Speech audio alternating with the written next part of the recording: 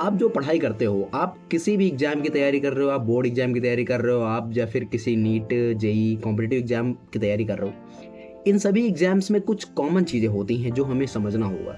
क्या समझना होगा? इन सभी एग्ज़ाम्स में हमको प्रिपरेशन करनी होती, तैयारी करनी होती है। ये तैयारी कैसे होती है, ये मैं आपको इस वीडियो में बताऊँगा और मेरी बातों को कुछ अच्छे से समझिएगा ताकि आपको ज़्यादा दिक्कत ना हो अपनी पढ़ाई करने में। आप किसी भी एग्ज़ाम की तैयारी कर रहे हो, आप कोई भी बोर्ड एग्ज़ाम में पढ़ रहे हो, डज़न्ट मैटर। आपको सिर्फ़ और सिर्फ़ ध्यान देना है कि आपका गोल क्या है आपके उस एग्ज़ाम को लेकर। यानी मान लीजिए कि आप जो है प्रिपेयर कर रहे हो क्लास 10th और 12th बोर्ड एग्ज़ाम के लिए। तो आपका गोल क्या है? आप कितने मार्क्स हासिल करना चाहते हो? आपका कितना परसेंटेज आए ये आप सोचते हो? तो इन सभी चीज़ों को जो भी आप हासिल करना चाहते हो, आप जितने भी मार्क्स, जितना भी सब कुछ आप हासिल करना चाहते हो, इन सभी चीज़ों को आपको एक जगह पे नोट करके रखना होगा। कहीं पे भी आप नोट कर सकते हो। जैसे मैंने क्या किया, मेरे पास बहुत सारी डायरियाँ हैं, तो मैंने क्या किया, उन डायरी में अपनी सारी गोल्स लिख रखे हैं ताकि मैं उनके प्रति एकदम क्लियर रहूँ और उनके प्रति कर्मठ रहूँ। मैं उनको करने का प्रयास करता रहूँ। ऐसा नहीं कि मुझे हाँ पता है इतने लाने हैं, ठीक है चलो ले आते हैं। तो ये नहीं होना चाहिए। आपको क्लियर होना चाहिए कि आपको क्या करना है और कैसे करना है, ये भी आपको क्लियर होना चाहिए। जैसे फॉर एग्जांपल मुझे यूपीएससी सिविल सर्विसेज की तैयारी करना है और मुझे वो एग्जाम देना है, तो मैं क्या करूँ जिससे मेरा ये एग्जाम निकले? तो सिंपल सा है, मैं उस एग्जाम के पैटर्न को पढूँ, एग्जाम किस किस तरीके से होता है, एग्जाम में कौन कौन सी विषय होती हैं, कैसे उनको पढ़ना है, कौन से टीचर उसके लिए बेस्ट हैं, कहाँ से नोट्स मिलेंगे, कहाँ से मटेरियल मिलेगा, ये सब चीज़ें पढ़ना होगा, ये सब चीज़ें समझना होगा। तो ये सारी बातें हैं। मैंने पहली बात आपको बताई कि आपका अपना पर्पस यानी गोल क्लियर होना चाहिए।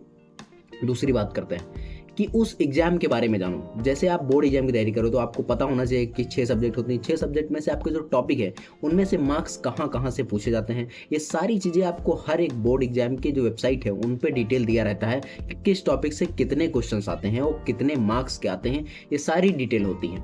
ये टीचर आपके लिए आसान कर देता है, वो बता देता है कि यहाँ से आते हैं इतने इतने। लेकिन अगर आप खुद से करना चाहते हो, कुछ नहीं करना है, सिर्फ उस जो बोर्ड है, जैसे यूपी बोर्ड है तो यूपीएससी पे जाना है और वहाँ पे देखना है सिलेबस। उस सिलेबस के अकॉर्डिंग मार्क्स भी लिखे हुए उसके बगल में कि पहले चैप्टर से 6 मार्क्स आएंगे, दूसरे चैप्टर से 8 मार्क्स आएंगे, ऐसे आपका लिखा हुआ होगा और टॉपिक्स भी आपके लिखे होंगे। तो वही हिसाब से आपको अपनी प्रिपरेशन करनी है। तीसरी बात करते हैं। तीसरी बात ये हम करेंगे कि आपको जो है उस एग्जाम के लिए नोट्स कैसे बनाने हैं। देखिए, नोट्स क्यों बनाना जरूरी होता है? आप कोई भी चीज़ पढ़ोगे, कंसेप्ट पढ़ोगे, आपको समझ में आएगा, आप बहुत अच्छे तरीके से उस कंसेप्ट को अपने दिमाग में घुसेड़ भी लोगे। लेकिन दूसरी बात जो वहाँ पे निकल के आती है कि आप उस कंसेप्ट को ज़्यादा दिन तक याद नहीं रख पाओगे, आप भूल जाओगे। इसके लिए क्या करना होगा? तो इसके लिए आपको शॉर्टकट्स में नोट बनाने होंगे, जिसको हम शॉर्ट नोट्स बोलते हैं। आपको शॉर्ट नोट्स बनाने होंगे। जब आप शॉर्ट नोट्स बनाओगे तो वहाँ पे क्या होगा कि आप उन नोट्स को जब भी पढ़ोगे तो आपको चीज़ें आसान लगने लगेंगी और आपको रिवीजन होता रहेगा, पुरानी चीज़ों को याद करते रहेंगे। अगर आप ऐसा नहीं करते हो तो कुछ टाइम आप पढ़ोगे और कुछ टाइम के बाद आप चीज़ों को भूलना शुरू कर दोगे। ज़्यादातर लोगों के साथ यही होता है। मुझसे कहते हैं बहुत से लोग कि भैया हम कुछ पढ़ते हैं सर, कुछ पढ़ते हैं और कुछ टाइम के बाद भूल जाते हैं। ये सबके अंदर कॉमन चीज़ है। मैं भी जो अब से 2 साल पहले पढ़ा था, मैं चीज़ें भूल चुका हूँ, मुझे नहीं याद है। लेकिन अगर जो चीज़ें मैंने रिवाइज़ की है, बार-बार जो चीज़ें मैंने पढ़ी हैं वो मुझको याद हैं अभी तक, है ना? तभी आपको याद रहेंगी जब आप बार-बार पढ़ोगे। बार-बार कब पढ़ोगे? जब आपने उसको कहीं लिख रखा हो, जब आपने उसके नोट्स बना रखे हो, तब आपको याद आएगा कि सर हाँ, ये क्वेश्चन था, यहाँ से आया, यहाँ पे आया। तो आपको याद रहेगा कि हाँ, ये क्वेश्चन सर ने वहाँ पढ़ाया था, चलो मैं वहाँ पे देख लेता हूँ, लिखा होगा नोट्स में। इसीलिए टीचर्स कहते हैं कि नोट्स बनाओ। लेकिन नोट्स कैसे होने चाहिए इसके बारे में बहुत बार बातें करता हूँ, क्योंकि बहुत सारे बच्चे हैं जो नोट्स को ऐसे बनाते हैं ना कि उनके नोट्स नहीं, किताब ही लगती है पूरी की पूरी। तो आपको किताब नहीं बनानी है, आपको नोट्स बनाने हैं। समझे कि नहीं बात को? जैसे मैं एक एग्जाम्पल देता हूँ। ये मेरी एक बुक है, ये बीपीएससी का पेपर होने वाला है मेरा अभी जल्दी। तो ये बीपीएससी खान सर की बुक है, बिहार सामान्य। तो इसमें टोटल जो पेजेस हैं वो लगभग में 300 के करीब पेज हैं, ठीक, 276 पेज हैं। और मैंने इसी को जो है इस नोट्स में बनाया है, इसके नोट्स में, ठीक है। तो मैं आपको दिखाना चाहता हूँ कि कितने पेजेस के नोट्स में मैंने इसको पूरा जो है समेटा है कि एग्जाम के अकॉर्डिंग। तो यहाँ पे देखो आप लोग, मैंने इतने पेजों में, मात्र कितने पेज हैं मैं गिन के भी रखा था, ये मात्र 70 पेजेस हैं। 70 या 57 ऐसे कुछ पेजेस थे, मुझको एग्जैक्ट पता नहीं, याद नहीं है, अभी तक पेजेस गिने नहीं है एग्जैक्ट पूरी तरीके से, क्योंकि अभी कुछ दिन पहले और लिखा थोड़ा बहुत। तो ये मैंने इतने कम पेजों में समेटा है। कैसे समेटा है? ये शॉर्ट नोट्स का तरीका है। जैसे मैं यहाँ पे ये नोट्स अगर आप दिख रहा हो, देखो यहाँ पे, तो ये नोट्स आप देख सकते हो। इस तरीके से मैंने नोट्स बनाए हैं। अब ये जो नोट्स है ना, वो बिल्कुल शॉर्ट नोट्स हैं। इस तरीके से यहाँ पे देखो इस पेज को, तो ये शॉर्ट नोट्स हैं, ठीक। इसमें मैंने पेज भी काफ़ी छोड़े ताकि एक्स्ट्रा इन्फॉर्मेशन हो तो मैं यहाँ पे लिख सकूँ, ठीक है। इसी तरीके ये वाला देखो, तो इसमें देखो कि काफ़ी शॉर्ट में है चीज़ें। मैंने इनको काफ़ी क्रिस्प किया है। क्रिस्प क्यों किया है, इसका रीज़न है। इसका रीज़न क्या है? इसका रीज़न ये है ताकि जब आप एग्जाम की प्रिपरेशन कर रहे हो तो आपको कम टाइम लगे।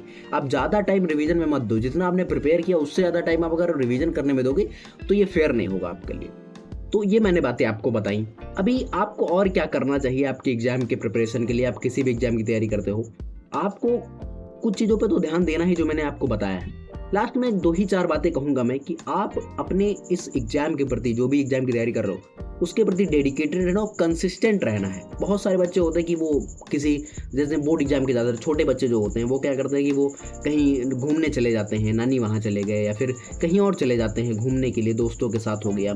ये चीज़ें आप जब करोगे ना तो आपकी कंसिस्टेंसी ब्रेक होगी और इससे आप पढ़ाई नहीं कर पाओगे। आप स्कूल में 6 घंटा बिता के आ रहे हो, लेकिन घर पे आप अगर 5 घंटे नहीं पढ़ रहे हो तो आपका कुछ नहीं होने वाला है। नॉर्मल लोगों की ज़िंदगी जियोगे और ज़िंदगी भर अपने आप को कोसते फिरोगे कि मैंने उस वक्त पढ़ाई क्यों नहीं की थी। अगर आपके पास पढ़ाई का मौका है, आप एक बेटर लाइफ एंजॉय कर सकते हो अपनी लाइफ में। इसके लिए आपको मेहनत करना होगा, हार्ड वर्क करना होगा, तभी जाके आप कर पाओगे।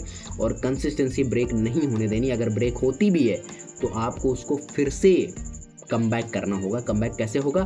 कमबैक फिर से पढ़ने से होगा, लगातार मेहनत करने से होगा, तभी आप आगे बढ़ पाओगे, अन्यथा आप पीछे ही रहोगे। तो ये बातें आई होप आपको समझ में आई होंगी जो मैंने इस वीडियो में बताया। आपको ध्यान रखना है। अगर आपको ये वीडियो पसंद है तो प्लीज़ लाइक करना, कमेंट करना, चैनल पर नए हो तो सब्सक्राइब जरूर कर लेना। हम आपको मिलेंगे इसकी नेक्स्ट वीडियो के साथ। तब तक के लिए जय हिंद, जय भारत।